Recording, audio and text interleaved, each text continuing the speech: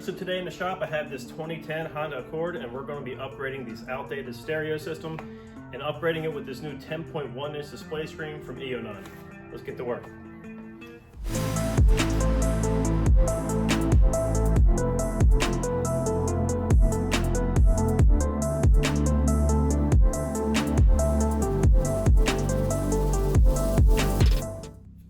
So this is a head unit kit I ordered directly from their website, and for just under 200 bucks, this is what showed up to my house. So this thing offers a 10.1 inch display screen, as well as it runs Android 14 and runs with Apple CarPlay and Android Air. So let's get this thing out of the box and see what the kit comes with.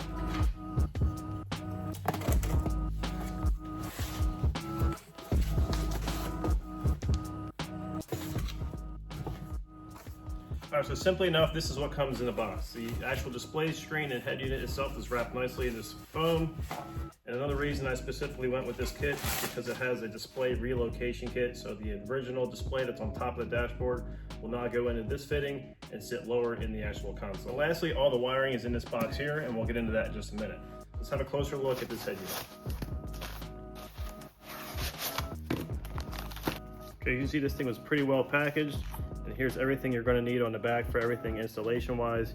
This is going to be your main hookup for wiring harnesses, and these will be all your outputs. Okay, now let's have a closer look at what's in the wiring box.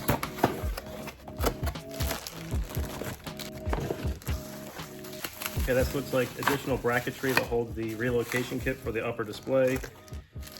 We have a GPS module, and this appears to be the backup camera, and an entire assortment of wiring that we'll go through individually. And also in the box you get this user's manual, as well as a wiring diagram to help you through the whole process, and this thing really displays out every kind of function that you're going to need to hook this up. Okay, now that we know what everything that this kit comes with, it is time to get inside the car and to give you a step-by-step of how to break down the interior to remove the old unit. First step, disconnect the battery terminal. All right, in order to get this old head unit out of here, we're going to have to come through here, and we're going to pop off this trim right here, and again on the other side it's going to give us some access to some bolts. Then we're going to have to come down here, remove a lot of this, and all the way back through the shifter console, and a little bit of this plastic back here as well. So I come in here with our pry tool. You can already see I've got that up a little bit. Come up the rest of the way. Now we can move forward with the same pry tool.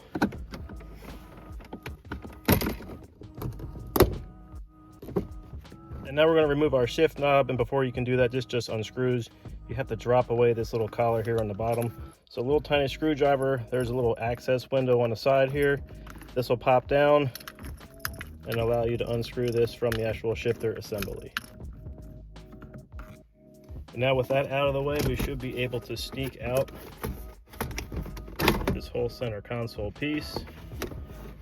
And that'll expose the wires for the actual accessories down the bottom. We can get that out of the way. After removing the center console portion, you can see there's a bolt here and here. So we'll get those both removed, and now we can get this lower trim section out of place.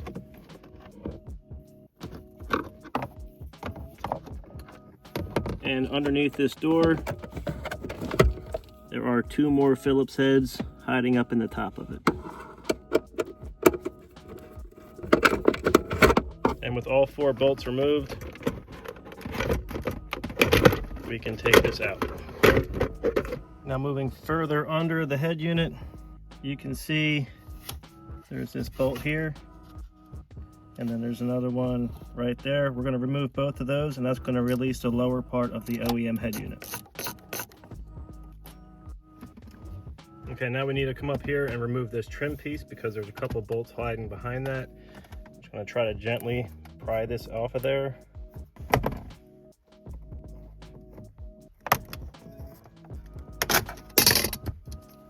All right, with that out of the way, you can now see there's another extra Phillips head bolt we have to remove. All right, now we can remove the same passenger side trim. Just gonna come in here and we're gonna start from the outside. Just work your way forward.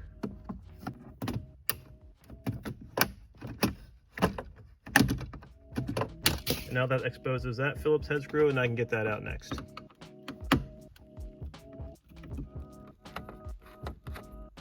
Okay, so I now have all four screws removed to holding its head unit in. Now I'm just going to kind of pry back on it because up top here there is still a few more clips that we have to try to let release.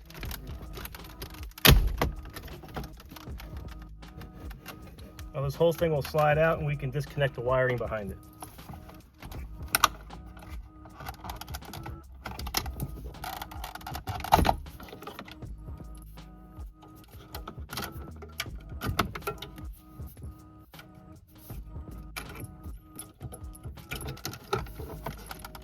Now with the main head unit out of our way, we're going to try to get this upper display off. So the first thing we're going to do is take out that screw there and that one there, and this should be able to pull out.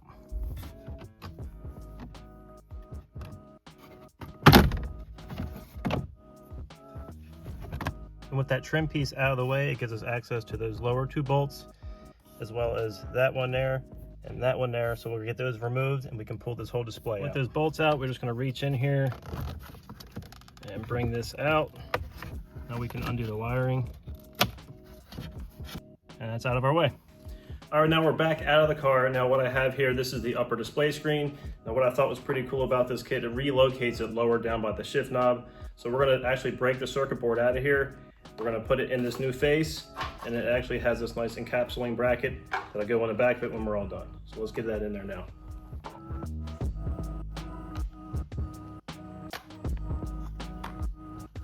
Now we can bring in our new trim panel, and we're going to install this from the reverse side, and we're going to put this circuit board right back in there.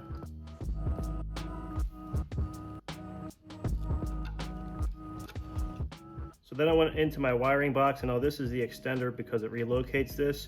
So what we're going to do, this kind of goes through the actual backing plate. So we're going to put it through the backing plate. We can plug it into its connector. Then we can come back in and seal this whole unit up.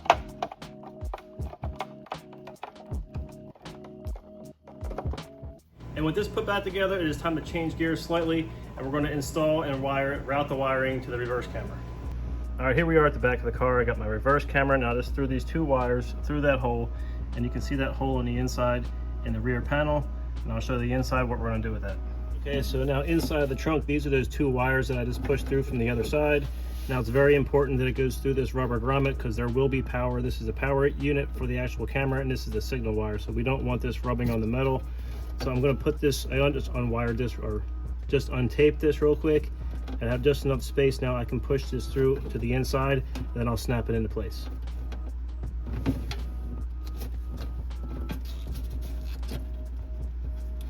Okay, now with both of those pushed through, I'll come back around here with some electrical tape to seal this back up again, and we can place that back into its spot. And back to the outside of the car again. As you can see, I just got no license plate bracket and a zip tie to either side on there. That way that's good to go.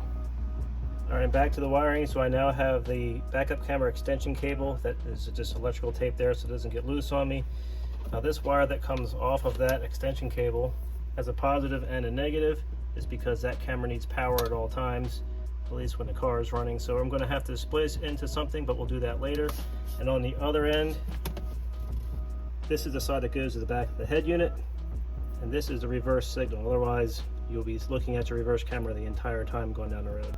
So we'll also wire this up later. In the meantime, I'm going to run this from the back of the car all the way up to the front. All right, simply enough, I ran that cable behind that rear seat, underneath this sill plate here, all the way down and up through the kick panel. So here you can see there's that wire again. I just threw that up and behind where the actual radio is going to install. So this is where that comes up, and I'll be able to connect this to the back of the head unit, and then we'll wire in the signal wire. Back to powering the reverse camera. So this is the two leads. Now this is the power wire that activates it and turns it on. What I did was just run some jumper wires and bring it to the reverse light itself. So I'll power that up right there. We'll plug this back into the light, and we should have reverse. All right, so I think we have enough done so far that we can move over to the wiring. I'm gonna flip this thing over and I'll show you just how everything plugs into the back. All right, looking at the back of our unit, so I now have my wiring harness. I realize this looks really complex, but it's pretty much easier than that is. So, well, this is the main plug that will go into the back of this head unit, which plugs in right here. Now I'm going to install that later once it's on the car. Now on the back of that is this illumination plug. This is to illuminate the lower portion that we moved with the display. Just when you turn the lights on in the car, it'll switch with it. Next up, I have clearly marked the reverse trigger, so we're going to wire this into the reverse cable we ran earlier. Next up, all pigtail to this is the AM/FM antenna, so that will go into this unit, and this will plug itself into the factory harness. Now onto these main two gray plugs. Though this is basically just an in-between to use the factory stereo and now to help control the new unit that we're installing next. So these are just going to go in between the wiring that we already have in the car.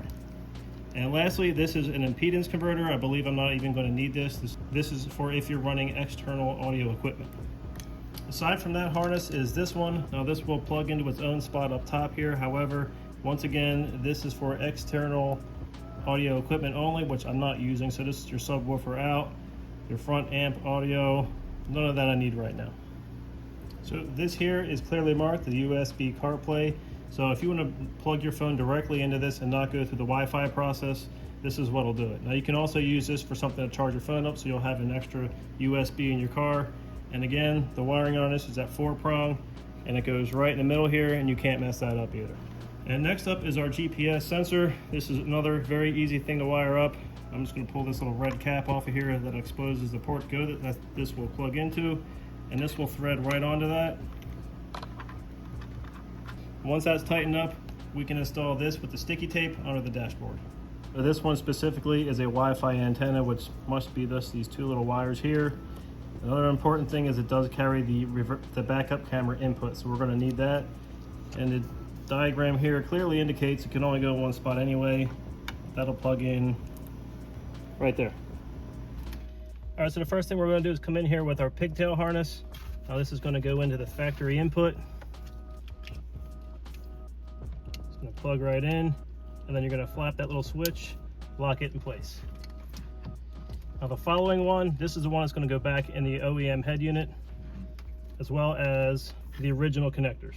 And we can run up the extension cord that runs off the old display screen that used to be up top, and we plug it into the original wiring connector, and this will allow that to communicate with the original system. And now the illumination wire we talked about earlier. So when I plug that in, every time you turn the headlights onto the car, it'll illuminate that lower display now. Okay, next, this is the reverse cable I ran from the back of the car. Like I told you, it had a trigger. So I just butt connected that right there to that thing that says reverse trigger. And we're gonna hope that is what does the trick.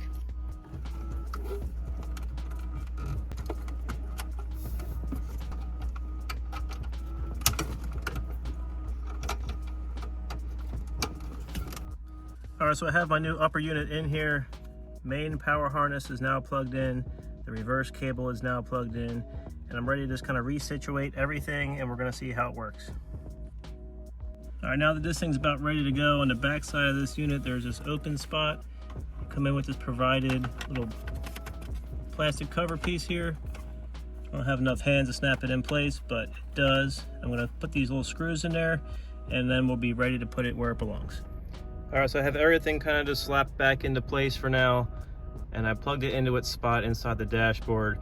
And the issue that I had was this thing and its security code. So I had to spend a good amount of time coming up with this security code. So if you need one, here it is. So once you disconnect this from power, the security code will be needed to get it back into it, and it runs the entire thing. So this is a dealer code.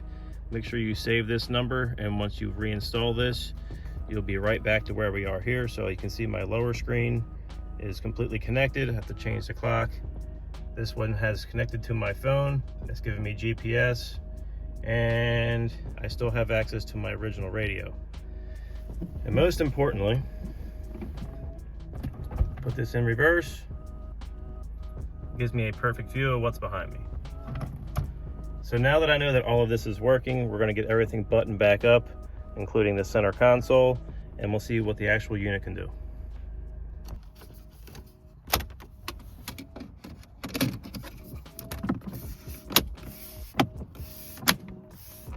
Now for the center console.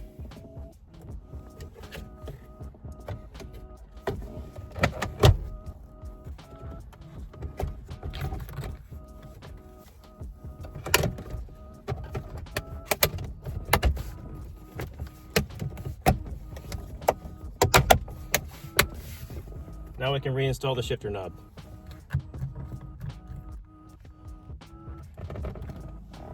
All right, one really quick and cool things I noticed is it already has the torque app installed on it. And when you click on this, it will bring up all your engine fault codes. All you need to do is plug in an OBD2 Bluetooth device. It'll pair with this and it'll give you all your real-time data. And when you click on this, it'll give you all your throttle response data, your acceleration, your RPM. So it's another way to get a really cool digital dash on your vehicle. And from the same main menu, you can click on wallpaper. I've already changed this to the one that I like, but it gives you a bunch of different options to set as your background. So other than that, you can connect directly to your YouTube and your Netflix. However, you do need to have an actual internet connection to make that work. Now moving forward, if you click on this Z-Link 5, this is the app that connects you directly to your Apple CarPlay as well as your music device. After you get this thing hooked up to your Bluetooth and Wi-Fi, you get automatic access to the Apple CarPlay. You can see I already have my Waze mapping program up. It brought me up to exactly where I am, but I've moved that. The Pandora is currently playing. I'm running some 7 Dust. It sounds beautiful. I had to mute it because I can't run it for copyright reasons. And it also gives you access to your settings on your phone. All right, next up is steering wheel control buttons. So I want these to work. This unit needs to know how to make it work. So you click on steering wheel and learning. And you can see I've already hit begin learn and I've selected these two. That's why they're in blue. So now that I've done that, I'll hit back here and you can see the volume on my steering wheel. It works up and down. Now I can also go in here because the actual steering wheel has a channel up and down.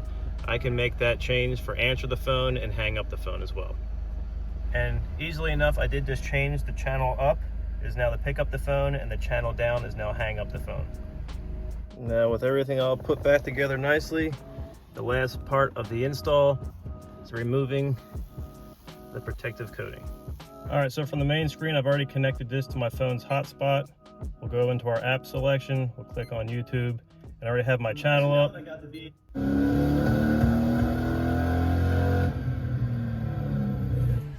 All right, now with the entire installation complete, it's time to go for a test drive.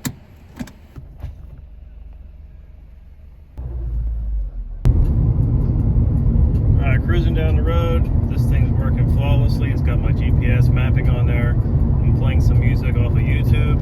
I can come right over here to my steering wheel, hit volume up,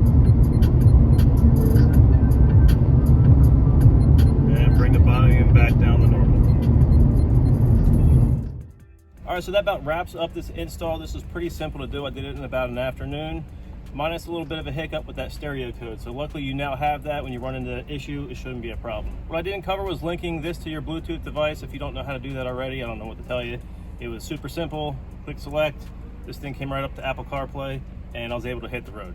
As always, thank you for watching. Hit subscribe. And if you want one of these, I'll leave a link and a discount code in the description below. Thanks for watching.